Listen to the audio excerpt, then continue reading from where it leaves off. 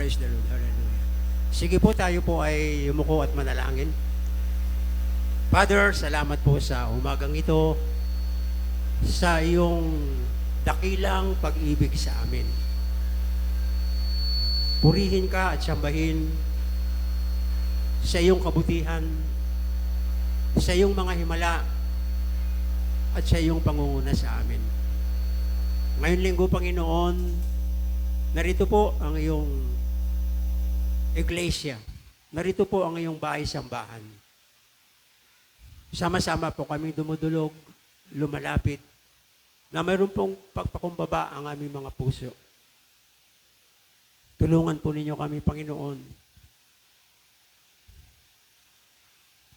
Palakasin ninyo kami, O Diyos,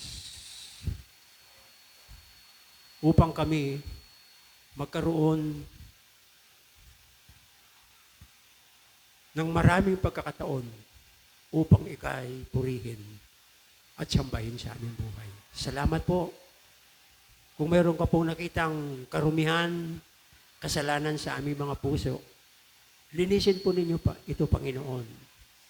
Ikaw ang nagsabi na sa pamamagitan ng iyong dugo na nabuhos doon sa krus ng Kalbaryo, kami ay iyong pinatawad, nilinis at ginawa mong mga anak ninyo. Salamat sa kalakasan, salamat sa kapatawaran, salamat sa mga pagpapala na aming tanggapin sa umagang ito. Ito po ang aking dalangin sa pangalan ni Jesus. Amen. Amen. Maupo na po tayo. Iyon yung ating mga tamburin na sana sila. Praise God. Napunuin natin itong upuan. Purihin ng Diyos. Naalala po ba niyo yung ating pinag-aralan last week? Nakaraan linggo. Ano yung ating tema na pinag-usapan? Good servant. A good servant. Praise God. Bakit sinabi ritong good servant? Samantala, ang ating buhay ay hindi galing sa mabuti. Lahat tayo ay nagsisimula sa isang pagkakamali.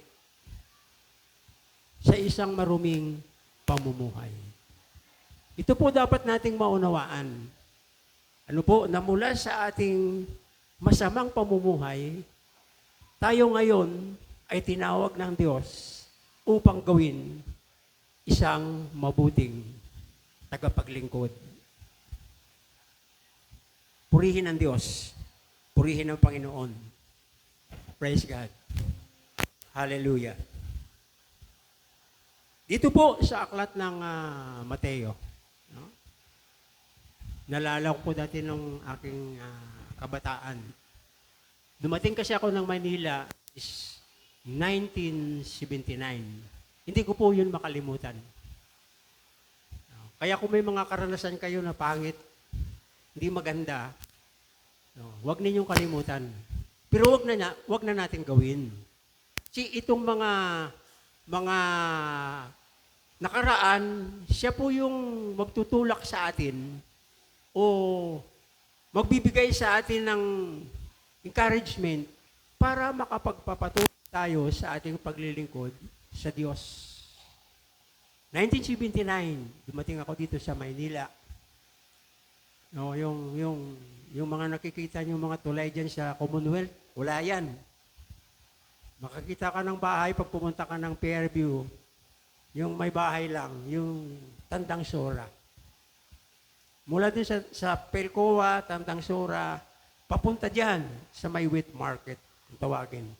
Yung may pure gold ngayon. Wala kang makitang bahay diyan, puro talahib. Praise God. At noong mga panahon yun, galing ako ng probinsya, pupunta ako ng Maynila. Isa lang yung nasa isip ko. Mahango, umaalis sa kahirapan, o matulungan ko ang aking mga kapatid sa kahirapan ng buhay. Praise God. Dumating ako na Maynila, yung aking pinsan, na sumulat sa akin. Nung panahon kasi noon, walang cellphone eh. No? Sulat-sulat, telegrama, o telegram. So yung sulat noon, almost 3 months, no? Bago makarating sa amin. Pag mag-telegrama ka naman, bayad ka ng mahal, almost 2 weeks. Kasi hinahatid po yan ng mga kartero. Kartero ba? No, wala na kayong kartero, ano? Wala na? O, kita nyo, hindi nyo na alam.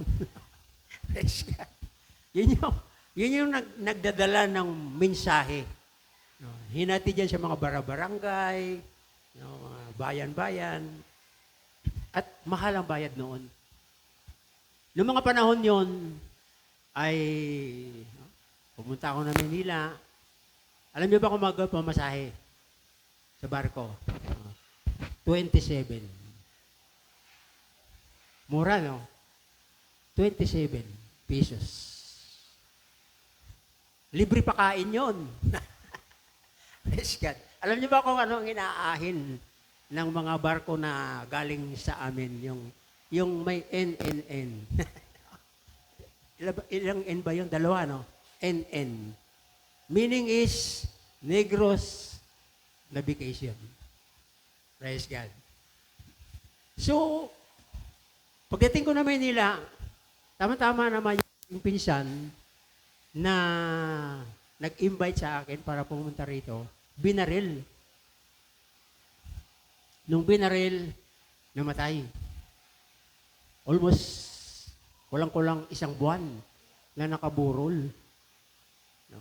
Gusto namin iuwi sa probinsya, hindi mauwi kasi walang pera. Mabuti na lang yung kanyang amo ay nag-offer na, sabi niya, sige, sagot ko na lahat ng pamasahe. So, sa madaling sabi, kararating ko lang ng Maynila, bumalik agad ako ng probinsya. At pagkatapos nun, yung pangarap ko sa buhay, parang nabura at napalitan ng galit. Amen? yung pangarap na napakaliwanag, napalitan ng galit. Nagalit ako dun sa bombaril sa aking pinsan. At pagbalik uli sa Maynila, parang nagiging worse ang buhay ko. Barkada, inom, hindi niyo pa siguro naabutan yung malaking barko dito sa, no? Hindi ko nabanggitin. Praise God. Hanggang sa dumating ang panahon na nakipagbarkada na ako sa mga tao na madaling sabi gumagawa na ng masama. At hold up. Nang hold up kami. Kaya ako po ay isang dakilang hold upper. No. Kung nanonood po kayo ng 700 Club, buksan po ninyo doon sa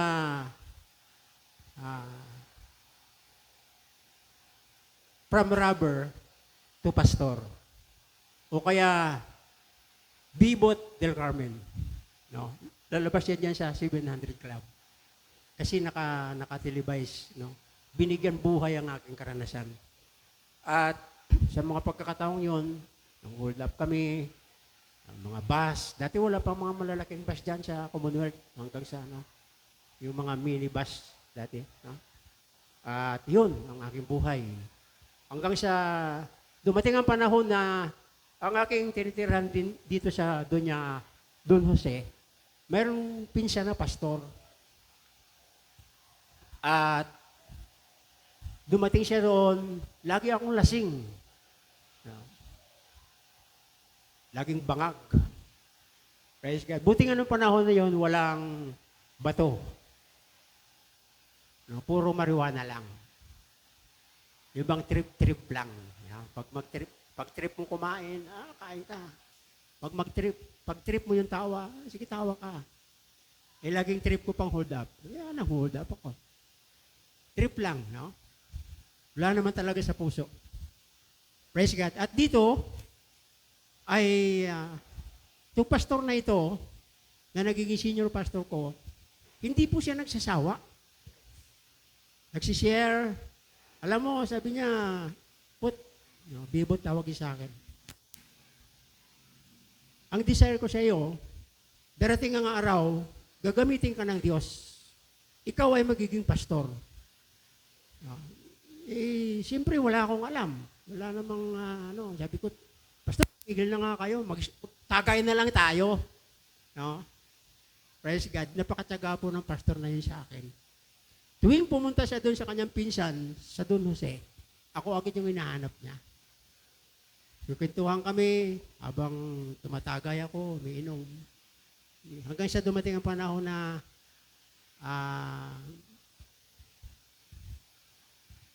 umabot na sa sukdulan. Yes, God. Last naming ginawa ay hinold up namin yung isang grocery dyan sa may, ang pangalan ng grocery na yan ay Medos. Ewan ko, parang mayroon pa ngayon dyan. Dito sa may Doña Carmen, yung pag ganun. Praise God. Hinold up namin at pagkakataon na yon, nahuli kami ng mga pulis. Panahon yun ni Marcos Senior. Panahon ni Marcos Senior, kapag ikaw ay nahuli na gumagawa ng masama, saan ka pupulutin? Yung mga sabungero ay ibinaon doon sa Taal Lake. Kami naman, na mga hold-upper, no, lumulutang sa kangkungan. Amen. Lamesa Dam. Yung Lamesa Dam, wala pang mga bahay yan. Puro talaib yan dyan. Nung kapanahunan ko. Praise God. Dinala kami sa Lamesa Dam. Sabi ng mga pulis, baba. Pagbaba, sabi nila, takbo na.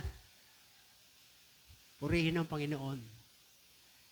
Hindi ko po makalimutan ang mga oras at pagkakataong ito dahil totoo pala na ang ating Diyos ay buhay. Amen? Naniniwala ba kayo na ang ating Diyos ay buhay? Praise God. Yung aking tatlong kasama, tumakbo. Kitang-kita po ng aking dalawang mata kung paano sila pinagbabaril ng mga pulis. Ako na lang naiwan doon. Sabi ng pulis, ano pang hinantay mo? Tumakbo ka na. Baka sakaling hindi ka tatamaan nito. Ibig sabihin, talagang, babarilin ka nila kahit hindi ka tumakbo. Alam po ba mga kapatid, noong mga time na yon, naisip ko si pastor. Yung pinsan ng aking amo sa Fairview. Sinabi niya, Bot, alam mo ba, may tawag ka sa Panginoon. Mahal ka ng Diyos. Purihin ang Panginoon. Hindi ako tumakbo. Dahan-dahan akong bumaba doon sa patrol. Patrol pa kasi yung tawag noon eh. Pagbaba ko sa lapag, lumuhod ako. Sabi ko, Panginoon, kung talagang kayong buhay, bigyan niyo ako ng pagkakataon. At ako'y maglilingkod sa inyo.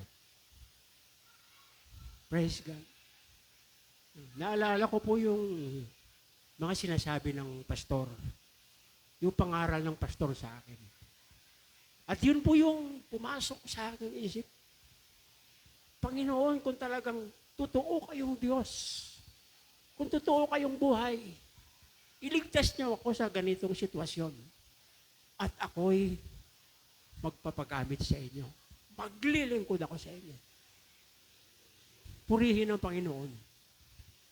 Alam niyo po ba, naramdaman ko no, yung naramdaman na parang hindi mo alam kung ano yung nangyayari sa buhay mo. Merong liwanag, merong mainit, merong malamig. Praise God. No? Alam niyo po ba mga kapatid, ang Diyos ay Amen. Pagdilat na pagdilat ng aking mata, wala na yung mga pulis. Praise God. Praise the Lord. Doon ko naramdaman na ang Diyos ay makapangyarihan. Kinuha ko yung aking mga kasama, pinatid ko sa kanilang mga bahay. Pagkatapos, hinanap ko po yung pastor. Yung pinsan ng tinitirahan ko din sa Fairview. Alam mo po ba kung saan ko siya nakita? Dito po sa Dagat-Dagatan. Yung baba ng City Hall ng Caloocan, Maine. No? Doon ko po siya nakita. At mula noon, sama-sama ako. Nagtitestimony, nangangaral. Praise God. At totoo nga, napatunayan ko sa buhay ko, sa sarili ko, na ang Diyos ay buhay. Praise God. Hindi lang po yan, ang mga blessing, yung mga pagpapala na tinanggap ko sa Panginoon. Praise God. Nagkaroon po ako ng magandang asawa. Nagkaroon po ako ng 3 anak. Purihin ng Panginoon. Yung aking panganay na anak ay nasa Dubai ngayon, kasama ng kanyang asawang engineer. Nurse po siya. At ngayon pong August ay pupunta kami doon para makarga ko naman yung aking first apo. Amen? Praise God. Hindi po ba nakakatuwa yun? Nung mula doon sa isang very critical,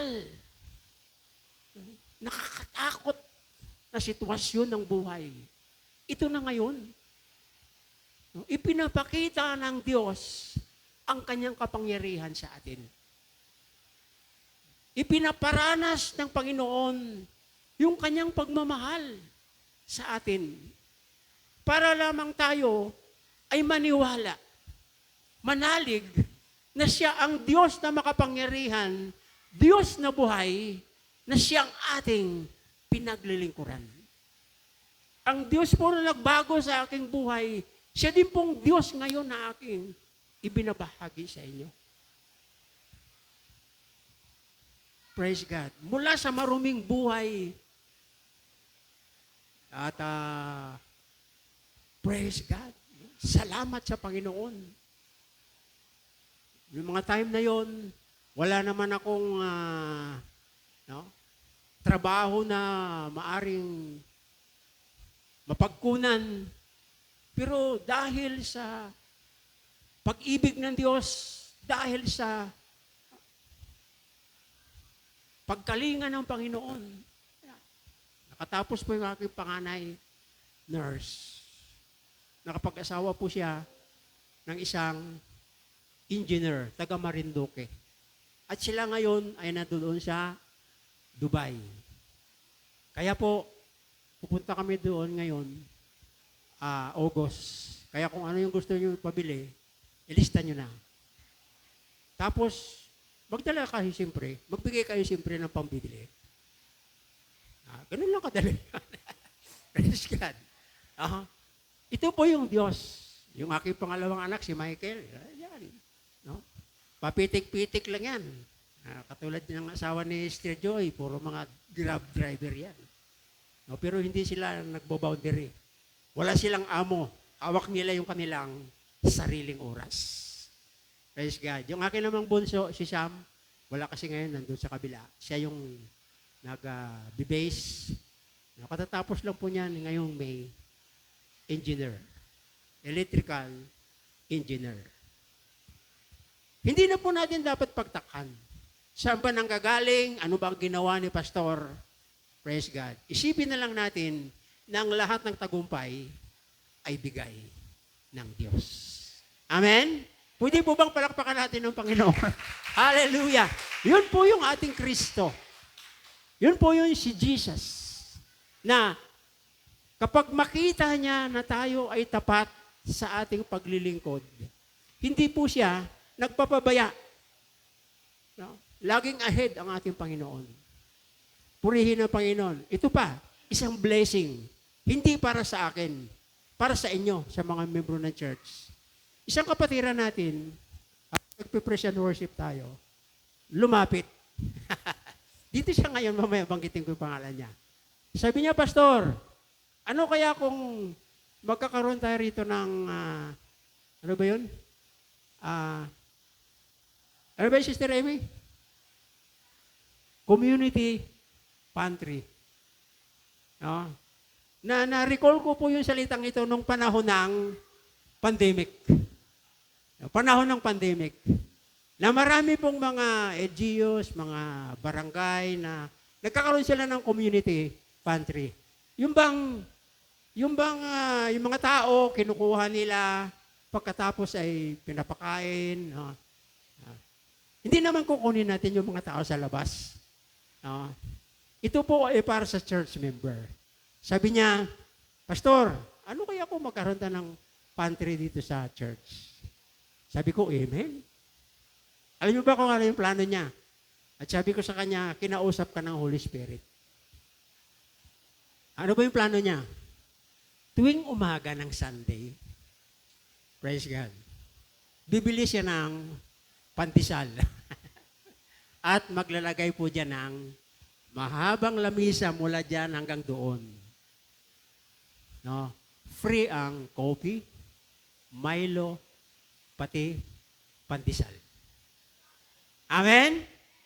Kaya pwede na po kayong hindi mag-almusal sa bahay ninyo. Praise God. Amen? Praise God. Siya po si Sister Amy. Sister Amy, tayo ka nga. Ayan, oh. Yung ating pinaka-beauty, ayan. Oh. Siya po yung may pakananan. No? At alam nyo ba, isa pang blessing. Mayroon akong young people sa Singapore. Roland ng kanyang pangalan. Kasama-sama ko yung kabady-body ko. Naglalakad kami mula Prisco hanggang doon sa Quezon Boulevard. Mula Pier 18 hanggang tandang Divisoria, nilalakad namin yan. No, dahil sa pangangaral ng salita ng Diyos. Praise God. No, may plano siya, ito yung kanyang plano. No, yung lugar na yan, mayroon din 2 block. Parang nasa 12 meters, no? Sabi niya, Pastor, kunin natin yung lugar na yan. Dito sa may bakod na yan. Sa kabila. At tatayuan natin ng bakery. Amen? Praise God. No, iniisip pa lang, nandun na yung provision ng Panginoon. So marahil itong linggong ito, simula na yan. Kasi tumatawag siya sa akin, Pastor, kailan ba tayo magsimula? Ano ba yung mga bibilhin natin? Kasi yung mamaya, mula doon sa Batangas, dadalhin dito yung mga oven. At saka may mga displayhan ng tinapay. Amen? Praise God. Kaya, no, yan po ay blessing ng Panginoon. No, provision ng Panginoon na yung ating mga prayer ay dinidinig niya. Purihin ng Diyos. No? Magsawa kayo ng coffee dyan, Milo, magsawa kayo ng tinapay. Pero bawal lang ibulsa. Di ba? Biro lang. Praise God. No, ganun kabuti ang Diyos. Ganun kabuti ang Panginoon. Hallelujah. Itong lugar na ito, na kung saan dinadausan natin ang ating worship service, 276 square meter ito. Mula doon sa gate, hanggang doon sa, yung pader na yan sa kabila. No, yung plano po dito is 4 na palapag. Praise God. Amen? Naniniwala ba kayo? Praise God. Fourth floor. At yung pang fourth floor ay no, gawin nating covered court. Basketball court, di ba? Di ba? Mga kabinataan natin na mahilig sa basketball, hindi na po tayo magdadayo. No, hindi na po tayo lalabas. Dito na po tayo lalaro habang may pandesal at mainit na. Amen. Praise the Lord. Hallelujah. Praise God. Salamat po dahil may mga ino-open ng Panginoon na ganitong plano at pag-iisip. Praise God. So, salamat sa Panginoon. Ako, no, yung aking buhay, ang aming pamilya, no, talagang ginamit ng Panginoon. At almost 2 months. 2 months kami sa Dubai. Kaya suportahan natin ang gawain, punta tayo sa mga pananalangin, mga young people, ano po. Praise God. Katulad ng sinabi ko kanina, ilista nyo na yung gustong pasalubong, pero huwag nyo kalimutan. Amen. Praise God. Dito tayo sa ating pinag-aralan. Praise God. Kayo ba ay excited? Excited ba kayo? Parang hindi eh. Hallelujah. Okay. Ang ating pong pag-aaralan ngayon ay patungkol pa sa isang binata na mayroon pong evil possess. Purihin ng Panginoon. Praise God. Ganon yung buhay ko dati, meron akong evil possess. Pero nung lumapit ako sa Panginoon, ginawa po niya akong lingkod.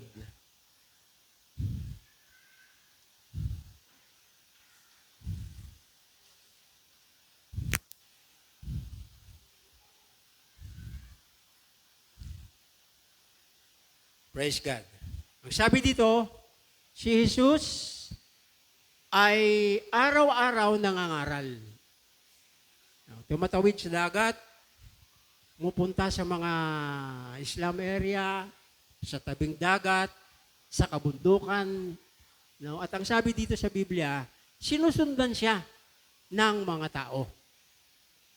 Nakita po natin dito yung kanilang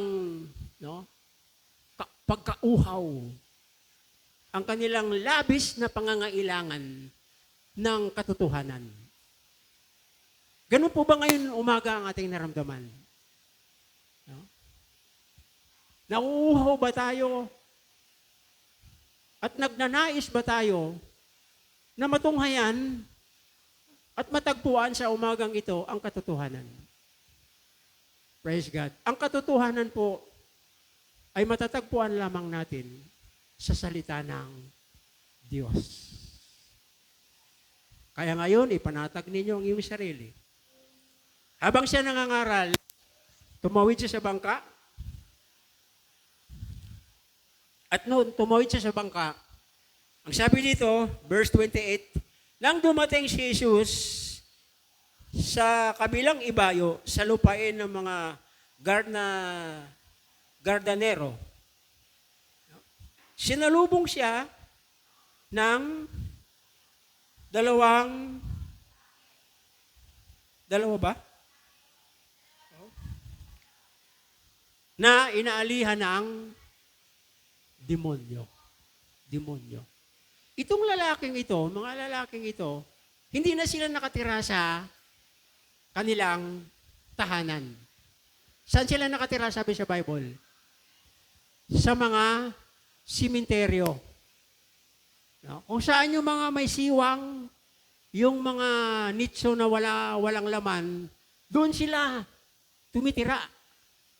Sa madaling sabi, marumi. Marumi. Praise God. Nung makita nila si Jesus na dumaong mula doon sa kanyang paglalakbay, patakbo silang, sumalubong kay Jesus, lumuhod at nagpatiraba. Tingnan po ninyo mabuti. Ano ang sabi nila?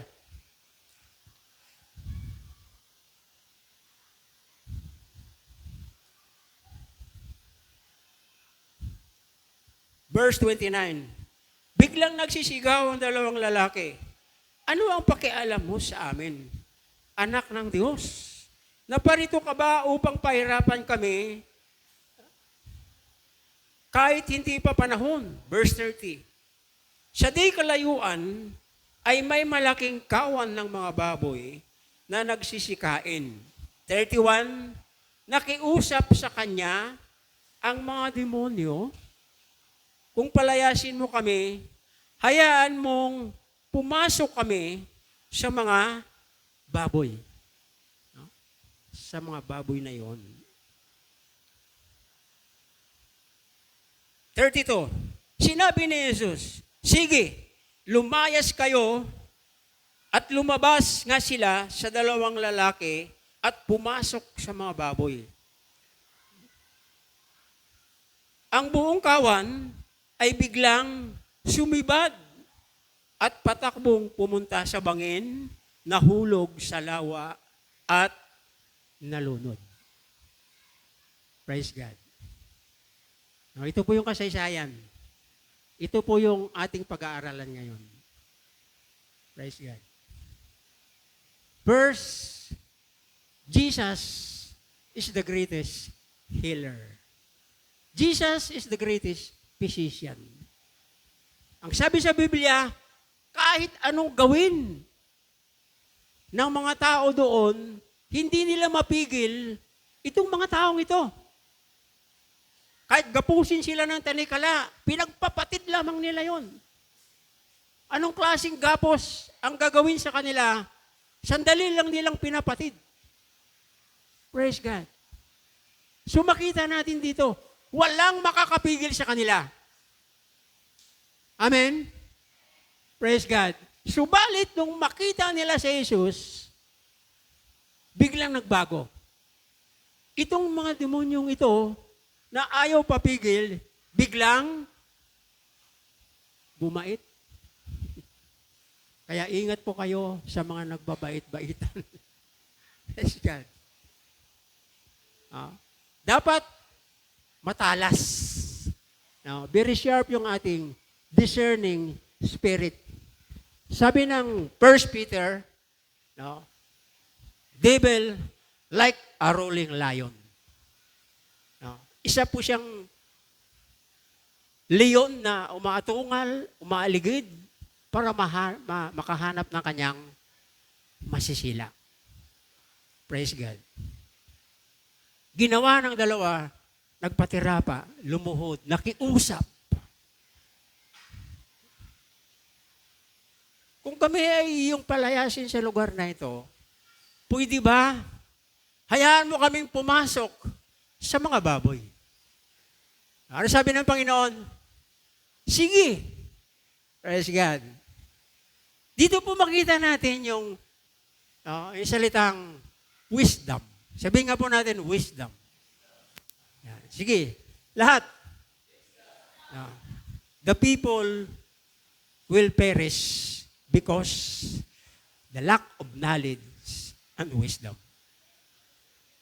Yung mga tao ay napapahamak dahil sa kakulangan ng karunungan at pang-uunawa. Praise God. So, pagkatapos, itong mga lalaking ito, nakiusap, pwede bang papasukin mo kami sa mga baboy?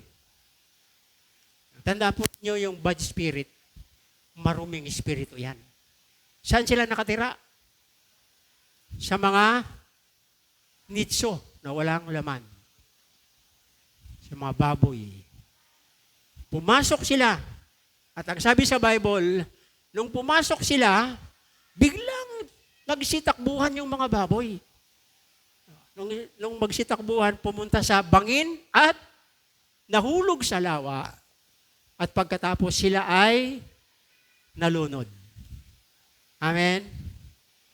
Amen. Ganito po yung wisdom dyan. Matalino ang demonyo. Amen? Si Satanas matalino yan.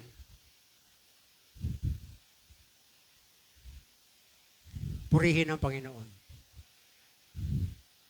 Kung minsan, hindi natin alam, dinidestroy na, sinisira na, ginigibana na Satanas, yung ating tunay na relasyon sa ating Panginoong Jesucristo. Matalino siya. Praise God. Di ba may mga cellphone tayo? May mga cellphone tayo. Diba? Kung gusto mong pumunta sa message, may mga window kasi yan eh. Di ba? Praise God. Ang daming window ng ating cellphone. Punta ka sa message, punta ka sa gallery, punta ka sa Facebook, punta ka sa mga window yan. Praise God. No? Purihin ang Panginoon. Alam niyo ba mga kapatid, tayong mga Kristiyano, mayroon tayong 66 windows. Ano yon? From Genesis to Revelation. Sa araw-araw nating buhay, alin yung ating binubuksan doon?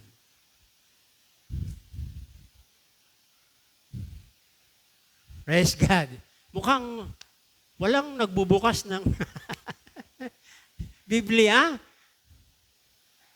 Sabihin mo sa tabi mo, kapatid, sige, hawakan mo sa mablikat. Sabihin mo sa kanya, kapatid, mula ngayon, buksan mo na yung Bible.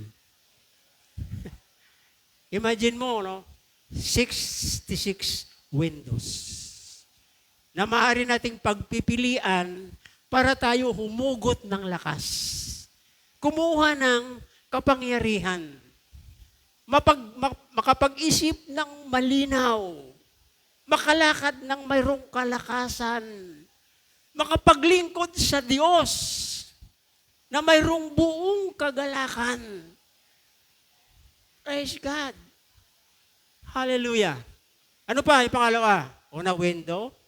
Pangalawa, channel. Channel. Pag sinabi natin channel, saan natin makikita yon? TV. Amen? Praise God. Praise the Lord. Ano yung pinakasikat na channel ngayon sa Pilipinas?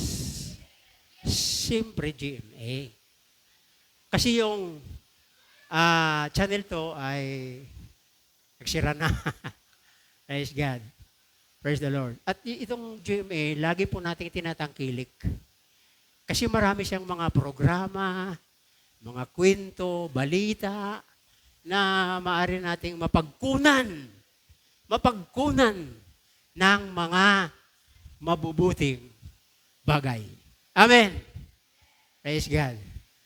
Ilan yung channel ng TV? Praise God. Kulang, no?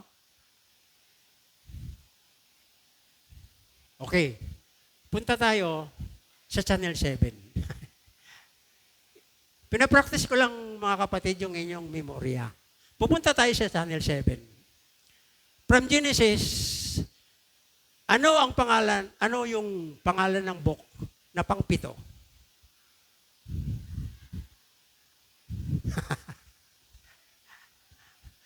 Mukhang halata. Sabihin mo yung katabi mo, hawakan mo sa balikat. Halata ba? Halata ba? Na hindi tayo nagbabasa ng Bible. Meron tayong 66 windows at 66 channel. From Genesis to Revelation. Kapag bilangin mo ang Bible from Genesis hanggang sa Channel 7, ito ay nagre-represent sa Book of Judges. Aklat ng mga hukom. Hukom. Sana huwag po tayong pumasok doon sa sinasabi ni Mika. Yan na, ang mga tao ay napapahamak dahil sa kawalang karunungan. Sabihin mo sa katabi mo, hindi ako yon. Sige, sabihin mo, huwag ka mahiya. Kasi kapag lack of knowledge and wisdom tayo, no, maaari tayong madaya. Maaari tayong malinlang. Praise the Lord, si Satanas matalino. O ano yung kanyang request? Ano yung kanyang request? Papasukin mo kami sa saan? Mga kalapate? Baboy. Itong mga baboy na ito, napakarami. Almost 500 na baboy. Isang kawan eh. At doon, pinayagan sila ng Panginoon. Praise God. Nung pinayagan sila ng Panginoon, ano ang nangyayari? Nagsitakbuhan ng mga baboy, pumunta sa bangin, lumundag, at pagkatapos ay nalunod. Amen? Nalunod ba? Sagot, nalunod ba? Alin ang nalunod? Ang mga bad spirit nasaan? Nasaan? Nasaan yung bad spirit? Nasaan yung mga demonyo? Nakabasa ba kayo sa Biblia na yung demonyo ay nalulunod? Ito ay kailangan natin ng wisdom, mga kapatid. Praise God. Hallelujah. We are a Bible reader. Tayo yung mga nagbabasa ng Bible. Ang pinakamahirap sa mundong ito, sa buhay na ito, yung binabasa mo, hindi mo nang unawaan. Nawawalang gana, nawawala ka ng motivation, nawawala yung maraming nawawala. Tingnan ninyo, yung ating mga cellphone. No? Kahit walang kakwenta-kwenta, pinagtsatsagaan natin. Amen? Kasi, nandoon yung ating desire. Nandoon yung ating isip. Praise God. How much more itong Biblia? Hindi ko po kayo pinipilit na magbasa. Aralin. Aralin, katulad nito.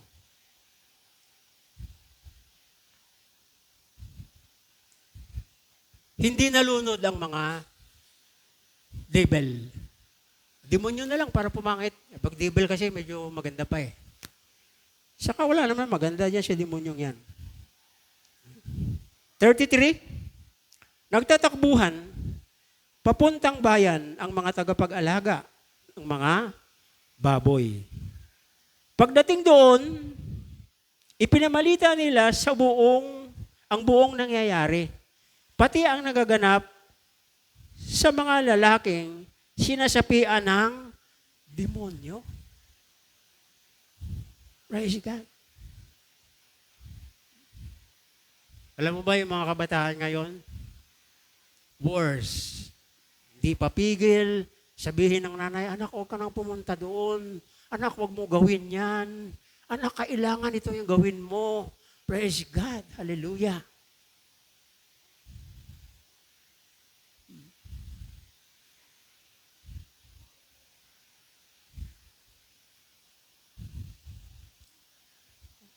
Sobrang. Kaya kapag yung iyong anak ay pinagsabihan ninyo at hindi sumunod, hindi ko sinabi may demonyo yan. Praise God. Sawatain natin.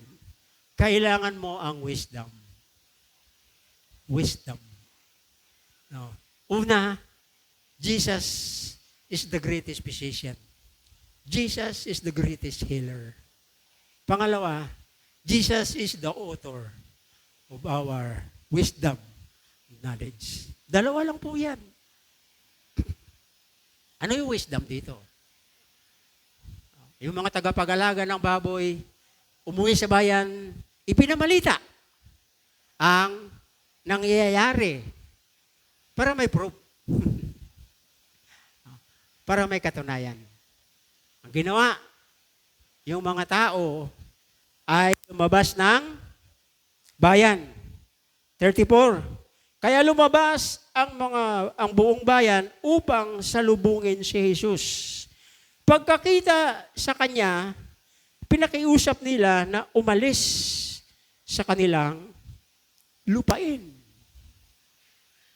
Praise God.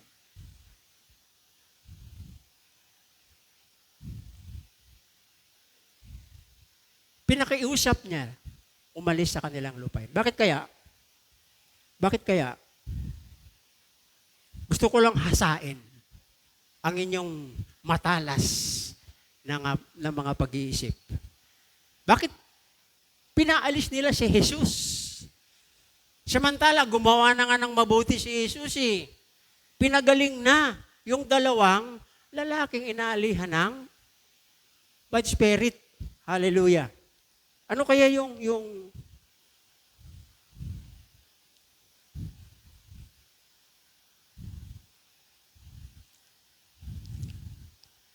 lipat nga natin sa Lucas chapter 8, verse 22 to 25.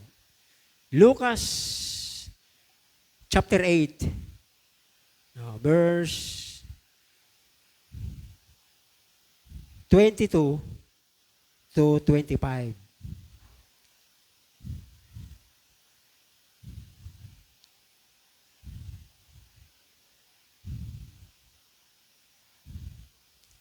Saan na tayo? 23. Ayan.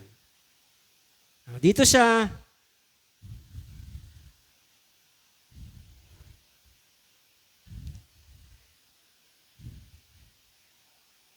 tama ba? Pasensya na.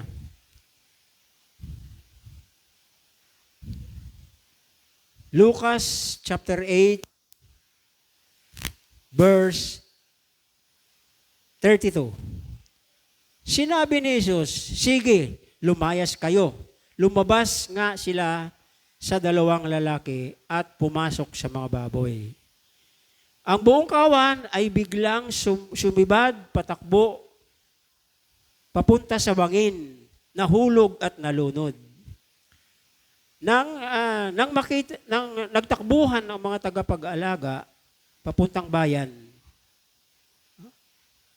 sabi dito sa 31, kaya lumabas ang buong bayan upang salubungin si Jesus. Purihin ang Panginoon. Salubungin si Jesus. At ang sabi dito, nung makita nila si Jesus, nakiusap sila na umalis. Praise God. Kasi, itong mga gardenero, yung kanilang trabaho is, pigiri, mangbababoy, pigiri. Magkano ngayon kilo ng baboy? Magkano kilo ng baboy? 350 to 400. Imagine po ninyo, 500 na kawan. Yung mawala sa kanila, 500 na baboy ang mawala sa kanila, ano na mangyari? Wala na silang mapagkakitaan. Amen? Kaya ito yung dahilan kung bakit pinaalis nila ang ating Panginoon. Praise God. Dahil wala na silang hanap buhay. Wala na silang income. Praise God. Mauubos yung mga baboy nila doon. Kapag mananatili si Jesus. Pero tingnan ninyo, yung karunungan ng Diyos, mas higit sa lahat na karunungan. Amen? Matalino yung demonyo, pero mas matalino ang ating Panginoon. Anong ginawa niya? Anong ginawa niya? Paalis na ating Panginoon, nakiusap ang dalawang lalaki na sinasapian ng demonyo. Ano sabi niya? Ano sabi niya? Ano sabi nila? Sasama kami sa inyo. Amen? Sasama kami. Napakagandang mga salita yan. Kailangan ni Jesus ang mga worker. Kailangan ni Jesus yung servant upang utusan para mangaral ng kanyang mga salita upang magpagaling ng mga may sakit at magpalayas ng mga demon possessed. Kailangan niya ng Panginoon. Pero nung sila'y makiusap sa Panginoon na sila ay sasama, ano nangyari? Tinanggihan sila ng Panginoon. Anong sabi ng Panginoon? Umuwi ka. Church, listen. Umuwi ka sa iyong pamilya at sasabihin mo sa kanila ang magandang bagay, ang mabuting bagay na ginawa ng Diyos sa iyo. Kaya doon sa lugar ng Gardenero, mayroon po isang pastor doon. Mayroon isang worker doon. Mayroon isang servant doon na ang kanyang buhay ay galing sa masama. Galing sa marumi. Amen? Praise God. Kaya napakasarap ng ating buhay. Hindi pa natin nakilala ang ating Panginoon. Galing tayo sa masama at galing tayo sa marumi. Galing sa isang hindi matuwid na pamumuhay. Dahil ang ating buhay ay siyang gagamitin ng Panginoon upang maipakita ang katotohanan para maibahagi sa lahat ng mga tao kung gaano kamahal ng Diyos ang sanlibutan. Praise God. Ano yung wisdom dito? Ano yung karunungan dito? Nung nalunod ang mga baboy, nasaan na punta yung mga bad spirit? Saan? Saan na punta? Sa mga mamamayan. Kaya nga, ganun na lang yung katanggi-tanggi nila. Malis ka na dito. Hindi ka namin kailangan. Alam mo yung mga tao na tumatanggi, hindi tinatanggap ang Panginoon? May sapi yan. Amen. Malis ka na dito. Praise God. Pero hindi nagtampo ang Panginoon. Dahil ang pag-iisip ng Panginoon ay puro pag-ibig.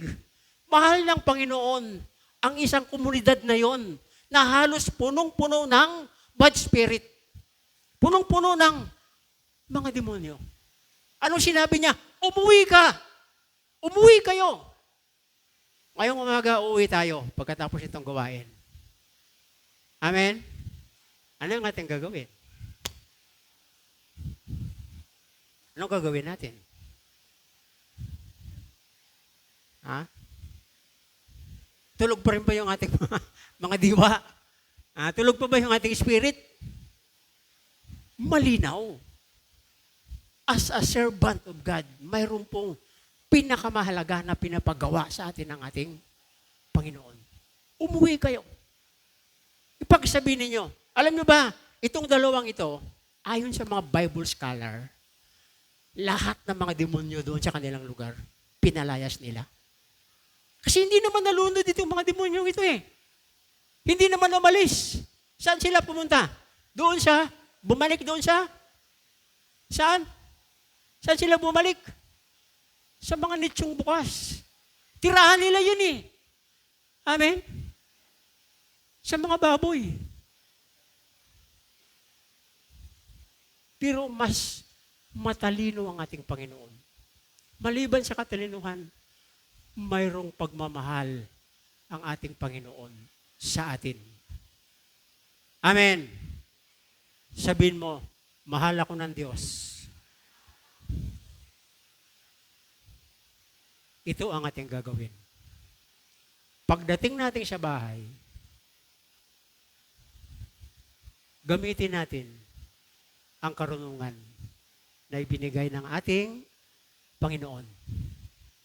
Pastor, anong karunungan yon? Kailangan ba pagdating ko sa bahay, hawakan ko yung ulo ni nanay ko, sabihin ko, ikaw, demonyo, umalis ka. Ikaw, sa tatay mo, ikaw, demonyo, umalis ka. Yung ba gagawin mo? Sa mga kapatid mo, demonyo ka, umalis ka. Praise God. Ipakita natin mula sa church, i-implement natin, i-apply natin ang karunungan galing sa Diyos. Anong karunungan ito? Pagpapakumbaba. Masunurin. Mapagmahal. Malasakit. Ipakita natin na dala-dala natin ang Bible. Amen? Kaya kung minsan sinasabi ng ating mga magulang, Bible ka pa. Di mo naman ipamumuhay. Biblia ka pa ng Biblia. Prayer ka pa ng prayer. Di mo naman ina-apply. Kasi sa katotohanan mga kapatid, tayo ang Biblia. Amen? Binabasa tayo ng ating mga kasambahay. Pero napakalungkot kung minsan, kung kailan tayo galing sa church, tayo pa yung matapang. Oo. Jesus the healer. Pangalawa, si Jesus yung author ng karunungan. Kaya sa buhay natin, mga kapatid, bilang panghuli, konklusyon, huwag nating alisin si Jesus sa buhay natin. Kailangan mo ng lakas, kailangan mo ng tulong, kailangan mo ng gabay, kailangan mo ng kapangyarihan. Mayroon tayong 66 channel. Channel na maaari nating mapagkunan ng mga magagandang aral. Mayroon tayong 66 windows na maaari nating pindutin, buksan, basahin. Praise God. Kaya ang Diyos, tandaan po natin, hindi po siya nagkukulang. James chapter 1, verse 5 hanggang 7. Ang sino man ang kulang ng karunungan sa inyo, humingi sa Diyos at siya'y bibigyan. Sapagkat ang Diyos ay saganang magbigay at di nanunumbat. Praise God. Kapag ginawa natin yan, bumalik nga yung mga taga-bayan o dumating yung mga taga-bayan. Inaabot nila yung lalaki, dalawang lalaki na, no? Ano na? Matino na. Nakadamit. Amen? Paano ba natin yung apply yung matino tsaka nakadamit? Paano natin apply spiritual yon? Pumunta tayo sa church, hindi natin sinusuot yung kapangyarihan ng Holy Spirit. Yung ating isip, hindi matino. Pero nung pumunta tayo sa church na ito ngayong umaga, babalik tayo. Nataglay ang dakilang pag-ibig ng ating Panginoon. I-share natin. Amen? Sabi nga po natin, i-share ko po ito, Pastor. Sige, parang ayaw nyo. Tagalog na lang, ibahagi ko po ito, Pastor. Dito parang wala tao. May tao ba dyan? Sige, sabay-sabay. Ibahagi ko po ito, Pastor. Sa aking magulang, sa aking mga kapatid, at sa aking mga kaibigan. Na si Kristo ay nagpapalaya at nagbibigay ng bagong buhay. Amen. Palakpakan natin ng Diyos. Ngayong umaga po, mayroon po tayong komunyon. Tandaan po natin, Ah, praise God. Kapag lumakad tayo sa linggong ito, na lack of wisdom and knowledge, kailangan, hindi tayo kapos, hindi tayo kulang eh. Now, Brother Joseph, Brother Melvin, paki-distribute itong ating banal na hapunan.